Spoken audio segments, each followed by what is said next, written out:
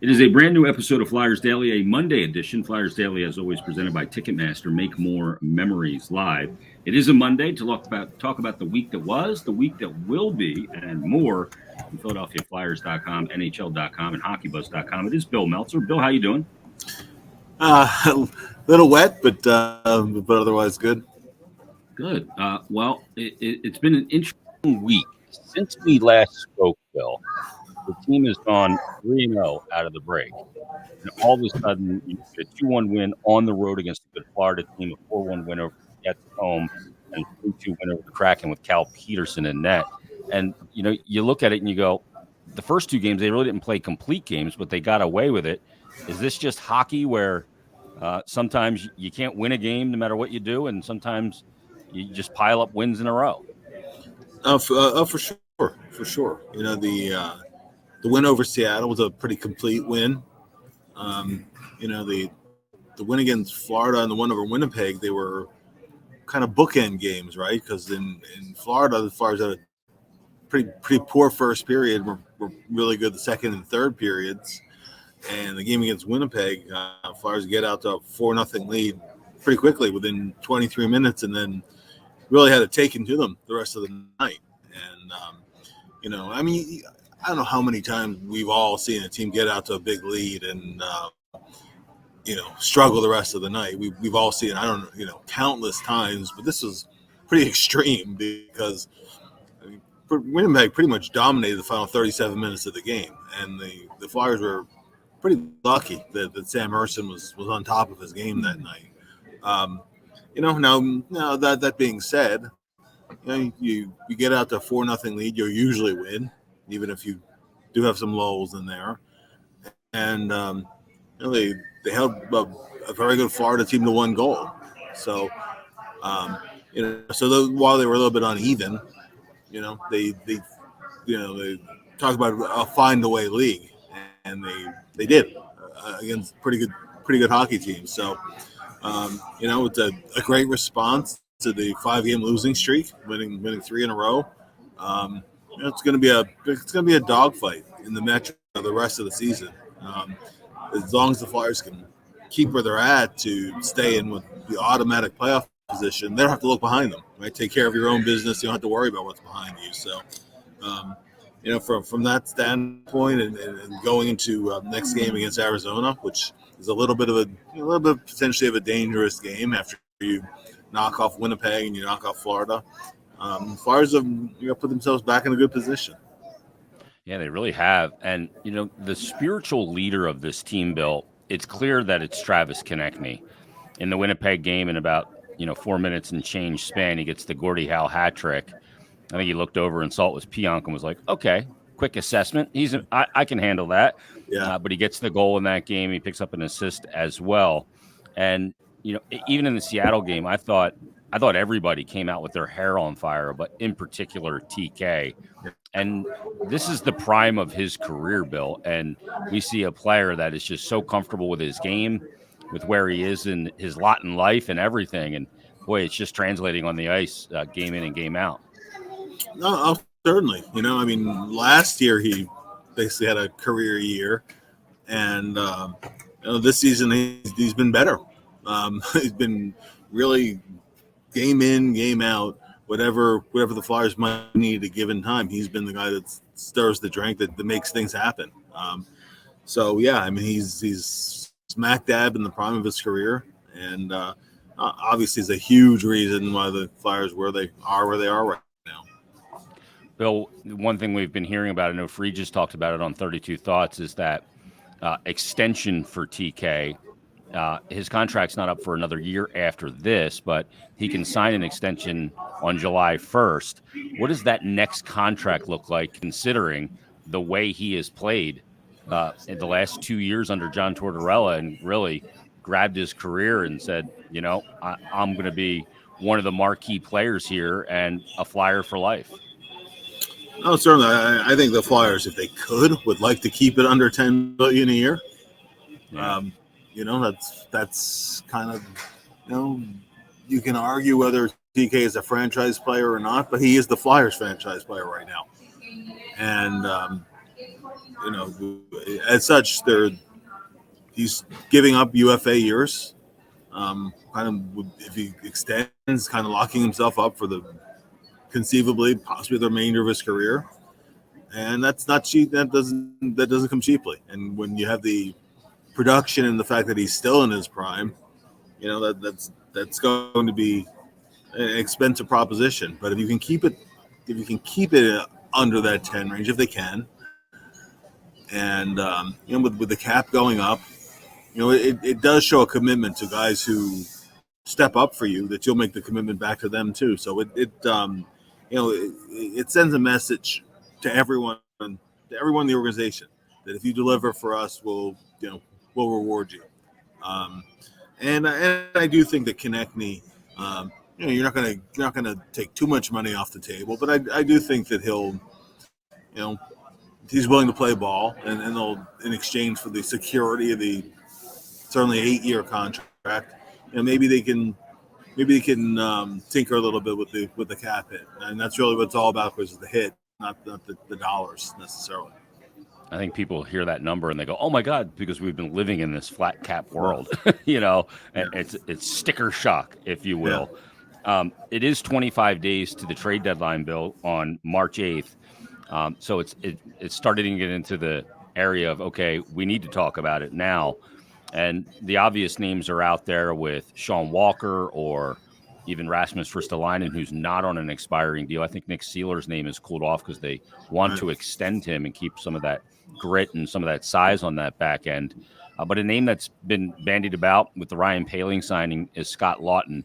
And we saw a very emotional outburst after his power play goal against the Seattle Kraken. I know he hasn't had the offensive season or the season that he had hoped, but teams are going to call because centers are valuable. He's got a little bit of term left after that, and he brings in tangibles as well. Is this a situation where Danny Briere's got to get a Godfather deal, an offer he can't refuse, that kind of thing? Yeah, I think it is. I think it has to be an offer they can't refuse. Laughton, I'm glad I'm not the one who has to make that decision, because he's not really a guy you measure in stats per se. He's had some. It's been kind of a frustrating season at times for him. I mean, Laughton is generally, most of his game is pretty consistent. This year has been a little up and down for him, without a doubt. So I do think if the Flyers, someone meets their price, and I think that might happen. I mean, it happened previously. It was a few years younger at the time, but they were offered a first round pick, and they ultimately decided to extend them at that time. That's the deal he's on now. I do think with Poehling signed for 2 more years, it gives the Flyers enough flexibility where if someone meets that price, you really think about it. I wouldn't. It's gotten to the point where if he is moved, it wouldn't shock me. But but let's not fool ourselves. It would create a void. It would create a void in the room. It would create a void in the ice. And he's the guy who, in a lot of ways, he is the leader the number one leader in that room. Everybody respects the guy. And one thing that I've always really liked about Scott is that if you were to, say you hadn't watched a game in a number of years, and you're going to a practice facility and you're just watching a practice, who's that guy who's trying to make the team? Yeah. He's really going all out, because Scotty never takes anything for granted. He's always playing like he's trying to make a team and playing for his spot. I mean, that's never been an issue, and that's also part of the identity that they're trying to form. It's an important part of it that you're always fighting to earn your keep, and Laughton embodies that in a lot of ways. Plus what he brings to the penalty kill, plus what he brings to the ability to move up and down the lineup, and his ability to play center or wing. So it's not an easy decision, but it's something I think the Flyers do have to seriously consider as we draw closer to the deadline. The thing is with him too, like he's articulated, in the really rough years too, that he wanted to be here and get this thing right. Like he is so invested in this franchise. I mean, I know it would hurt him very deeply if he did end up getting moved. That's not a reason, obviously, not to do right by the team, but it's going to take a lot of prying to get him away, because I think he does bring all of those things, and he's a guy that earns everything he gets and is always trying to prove it. It's a great disposition for a player to have, even as he ages up in the NHL. Ryan Poehling, though, Bill, back-to-back games with shorthanded goals. And I said he's kind of like Magic Johnson with the no-look pass, but it's the no-look shot. He looked off both goaltenders and fooled them both. First, it was in the Winnipeg game, and it was Laurent Brossoit. He looked him off, and Brossoit was not expecting a shot. He beat him long side. And then he did the same thing to a very good Joey Decord, who was playing well in that game. And he kind of tied him in a knot, because I think Decord was thinking past because the way he did it. I mean, Poehling has really found a home here.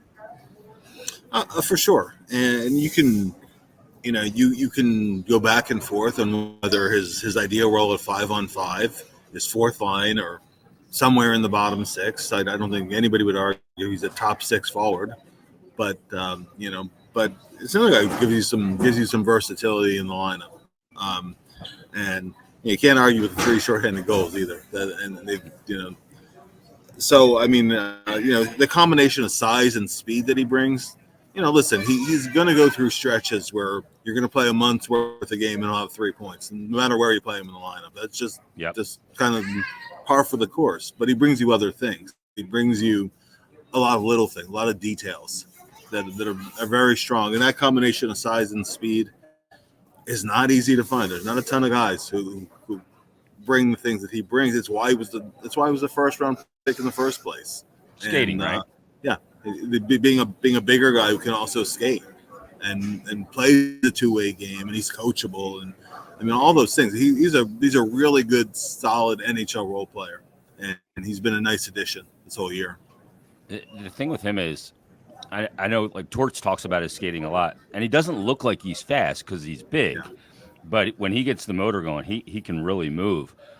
Bill, goaltending is something that we've talked about quite a bit, and I think a lot of people were shocked that Cal Peterson got that game. They're saying, yeah, he just came out of the break. Everybody's rested. Players, I mean, you got to have scheduled starts for your backup, because you don't want to get to the point where, the goaltender is tired, and then you have to try and get him untired. You'd rather just not get him overworked at all. What did you think of Cal Peterson's performance? It wasn't a busy performance. I thought it was just kind of workmanlike. And I think he made some saves that he needed to make, and I can't really fault him on either of the goals. Yeah, especially in the second period. Second period was pretty even period, maybe even slightly in favor of Seattle. Flyers made a really nice push at the end of the period. But that's a game where you're only up by 1 going into it. You face a couple of tough chances. All of a sudden, the game can turn on you there. And getting that to the third period, still ahead, actually rallying at the end of the period. And then the team gave him a really good closeout in the third period. It was kind of, thankfully, a rocking chair closeout once the Flyers got back ahead. They completely smothered Seattle, but he did what he had to do. Yeah, I mean, he made the saves he had to make. On first look, when the first goal happened in real time, then that maybe is a stoppable one. Then I watched replays on it, and whether it deflected or not, that was actually a pretty tough save. And then nothing you could do in the one that deflected off Couturier's stick. So, you need games like that from you need 2 goalies in the league, and Flyers only have 1 back-to-back this month. They're able to get him out there against the Seattle team that, truthfully, almost had too much time off. So the team did what they had to do in front of him, and he made the saves he had to make. And now you have, now you can go back to Ursa, looking to make it 4 in a row. So it couldn't have worked out better. Yeah, Urson likely to get the start coming up tonight against Arizona, and then it's Toronto on Thursday on the road, and then the Stadium Series game. The thing is, I like that Cal didn't fall apart after the second goal, too. The Flyers, though, Bill, in the game, you mentioned it in the third period, they clamped down and gave Seattle nothing. They did the same thing against Winnipeg, almost 6 minutes and 40 seconds. Winnipeg didn't have a shot in about 3 minutes of that. Goaltender was pulled.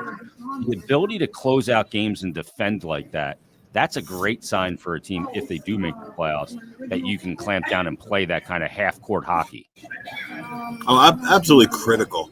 Absolutely critical when you're defending, lead, whether it's one goal or multiple goals. You don't want to give the other team anything to rally off of.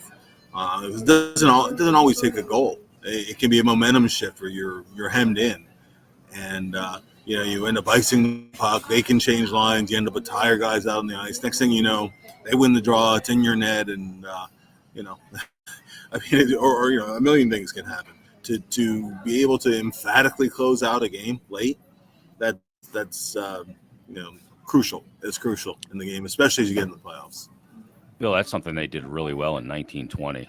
They just would clamp down on teams in the third period and give them no options. The structure has been really good.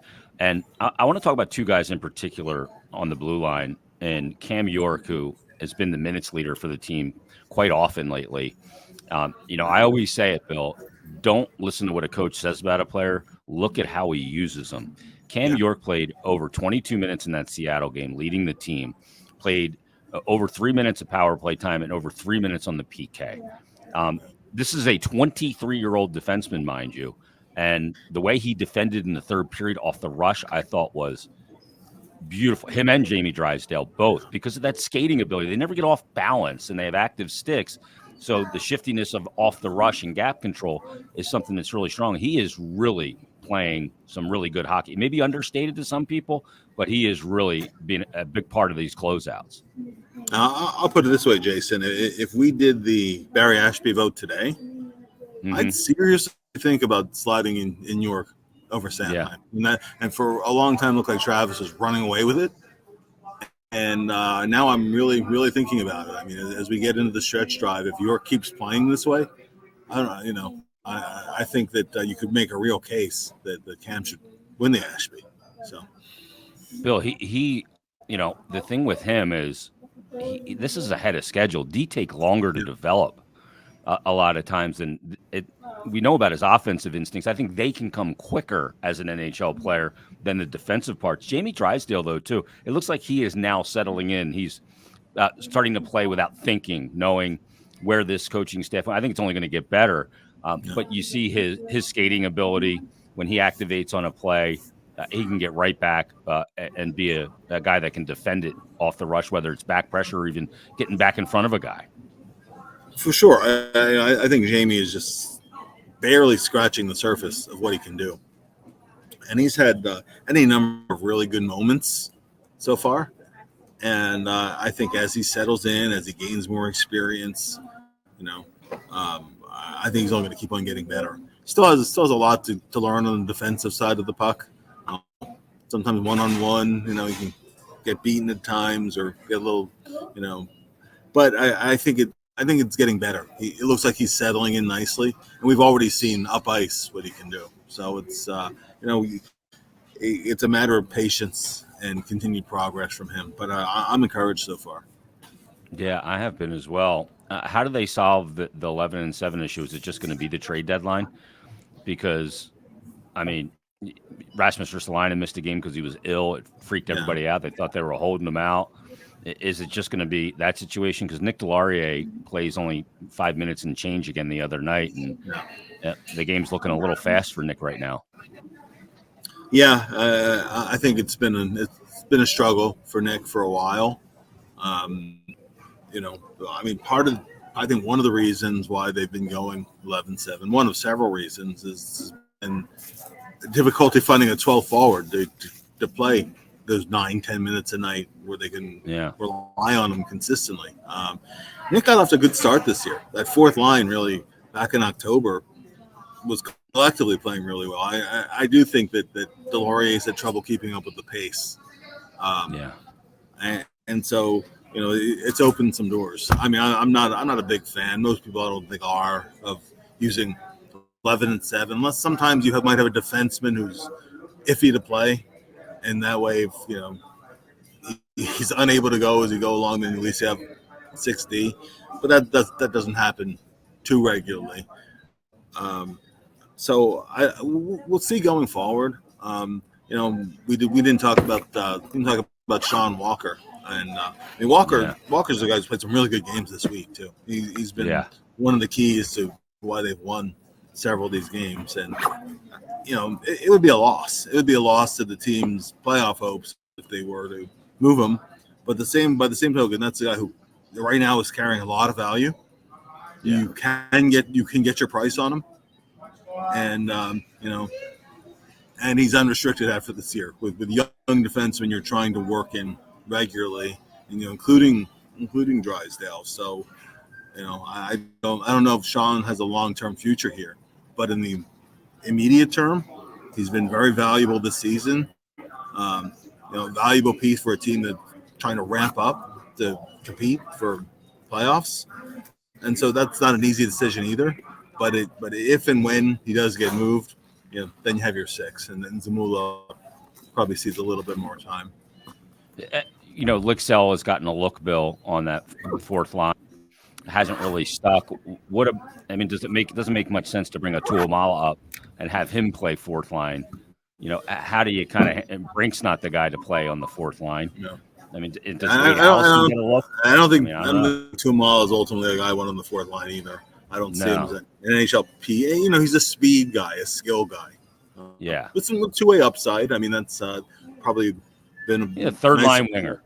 Yeah, I think that's his sweet spot right there. And maybe as he gets a little bit more experience anywhere in the middle 6, maybe. Right? Yeah. One of those guys who can you call, one night it's the second line, one night it's the third line.